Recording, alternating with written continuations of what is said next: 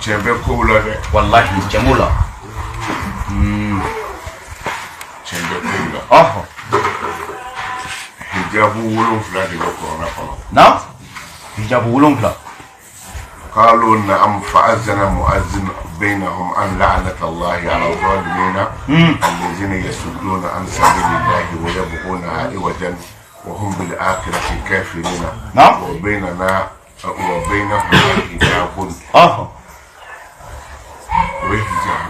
نعم وإذا قرأت القرآن جعلنا بينك وبين الذين لا يؤمنون بالآخرة حجابا مستورا وحجاب فلان واذكر في كتاب مريم إذ انتبذت من آلهة مكانا شرقيا فاتخذت من دونهم حجابا وحجاب سبنا وإذا سألتموهن متاعا فاسألوهن من وراء حجاب وإنها فقال إني أحببت حب الخير عن ذكر ربي حتى توارت بالحجاب وحجاب دوننا وقالوا قلوبنا في أكنة مما تدعوننا إليه وفي آذاننا وقر ومن بيننا وبينك حجاب فلا حجاب أول لنا نودي على باي وما كان لبشر أن يكلمه الله إلا وحيا أو من وراء حجاب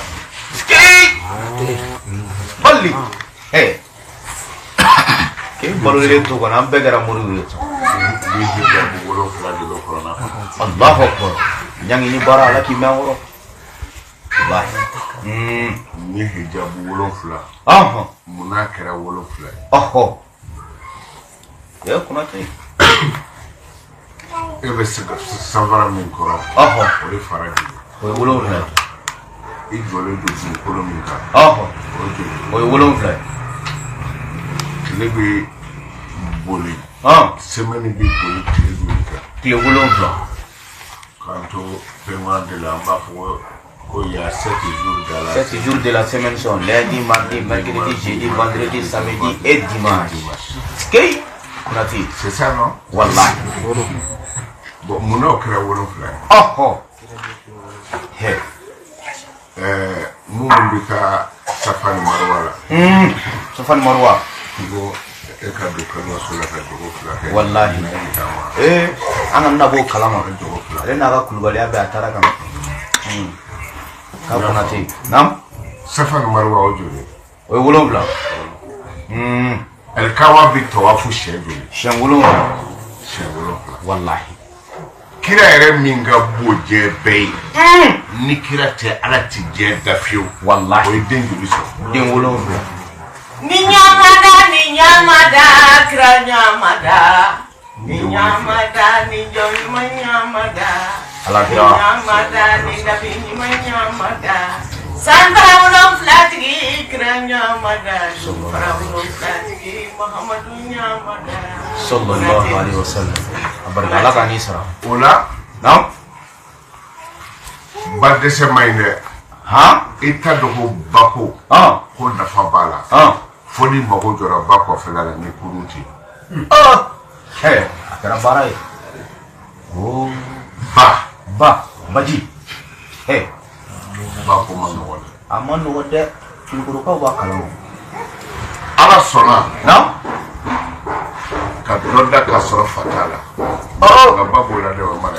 Obey, Mariama bey. Ima dutigi kaso ni dutigi bora. Ni ya hali na masaniza. Che bitami? Bita dimbaya la. Wallahi ko dimbaya. Dimba. Dole ko tuta la dimbala. Wallahi an baw biya ko ni bara. Bako mano wala. Wallahi.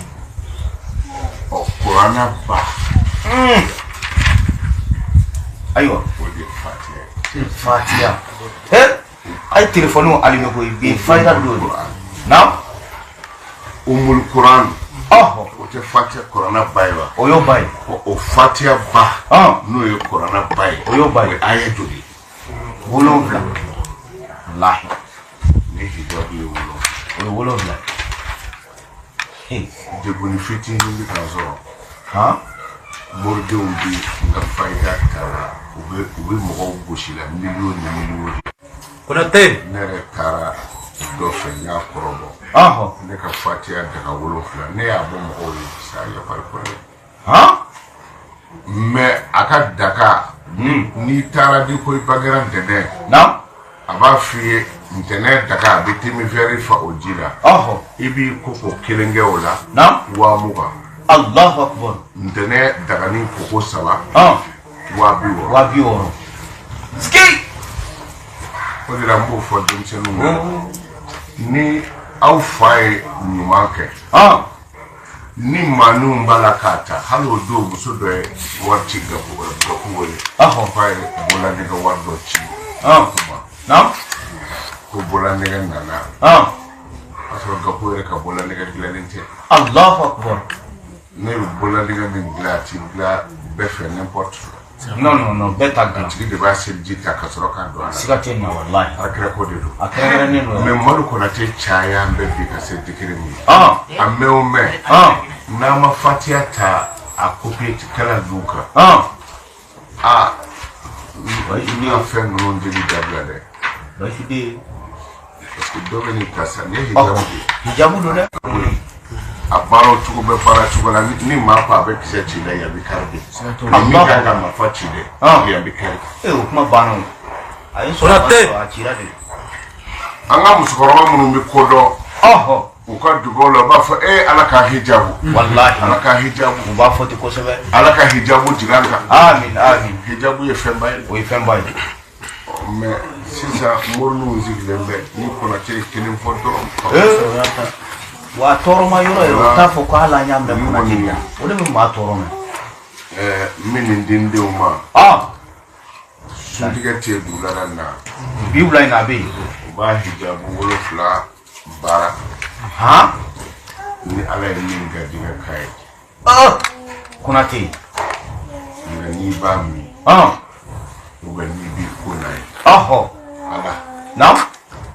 hijabu don ne ka denbaya ni tungasɛgɛ ni sonyɛli ni janfa ni bɛnbaliya ni tɔɔrɔ walima ala hijabu don ne ni fantanya cɛ an kana ɲɔgɔn ni yɛrɛ fini Allahu akbar yanni ne kama ne ma se ka taa zewa bi walima ala hijabu fara ka bɔ ne ni furukɛ cɛ wallahi n mago bɛ furu la ala hijabu bɔ n'a cɛ wallahi amin cɛ ganaw ni muso ganaw dugawu jaabira ni o di aw ma wallahi a y'a nasi bɔ k'a di mɔgɔ masa sɔrɔ an kalifa b'i la mana b'i bolo dɛ maa jatigi fɛn o fɛn sɔrɔ hakili b'a ka jeli la kɔrɔ i Konate dɔ ka balikow ɲini k'o bila yan parce que jiko banna dɔɔnin bila n'o fara Jeliba e ka jɔ a kunna alhamdulillah e ka jɔ a kunna a banna i ka mɔgɔw sɔn n'a ye inshallah a ye dugawu kɛ ala ka si d'a ma amin ala ka kɛnɛya d'a ma amin ala ka kunna diya amin wulada in na suntigɛ bi yan a bi yan ni minnu y'a kumabɔ fana ala ka barika don a la bon bɛɛ b'i yɛrɛ tuma dɔw la ka dɔɔnin di a ko la o ka fisa dɛ suntigɛ dama tɛ basumala tu wurudili don o ye don min ye bi tɛ fɔlɔ yan bi ye fɔlɔ ye bi ye ala deli fize de ala deli fize n ko de la dati t'i bolo i ka baara ninnu na ten ala deli dɔ bɛ yen n'i ko gogo i ti bɔ yen nɔ na y'o ye k'a fɔ bi ye juma ye o tɛ dɛ a dolo yɛrɛ de bɔra so wallahi ka tila ka bɛn sunkalo juma fɔlɔ ma Konate donc a b'o jija a ye ɲɛ mɔgɔw ma k'u su tigɛ hali ni bɛ se ka yan sɔrɔ ni dugawu jaabi ka kɛ n'ala sɔnna a kana ɲinɛ an ka jamana kɔ jamana ko in kɔni a ye dugawu kɛ jamana faamaw ye a ye dugawu kɛ u ye baara in kɛ ɲɔgɔn bolo n'ala sɔnna faamaw dama amin ne bɛ kuma faamaw ka ko la a ye sabali téléphone tigiw a b'o tɔ hakili la ne da ka ɲi faamaw ka ko la e da ka ɲi a la wallahi parce que i bɛ si yɛrɛ kɔrɔ wa i ye caman kɛ faamaw kan ka fɛn o fɛn kɛ ne y'a bɛɛ sɔrɔ a bɛɛ pewu wallahi tɔli kɛ tɔ dafa de sa wallahi siga tɛ nin na donc o la ni ne ko faamaw ka ɲi ni ne ko a ye dugawu kɛ faamaw ye a y'a k'u ye ɲɛ bɛ ko la wallahi siga tɛ nin na u y'i seko kɛ koyi le 5 colonel ninnu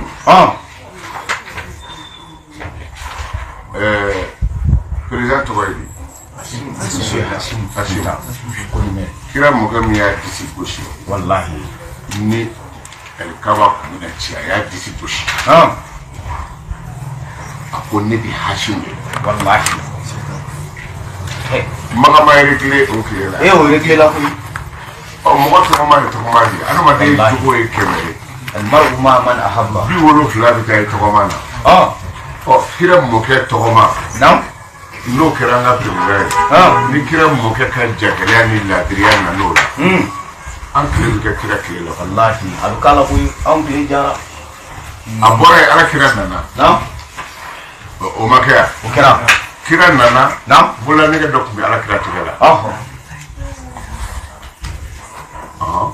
Bula ne ga dokumi ala kira tigala. Bula ne ga. Ala ka do no ma ni. Kira yo bula ne ga do. Nam. Ala je be kundu ala. Wallahi.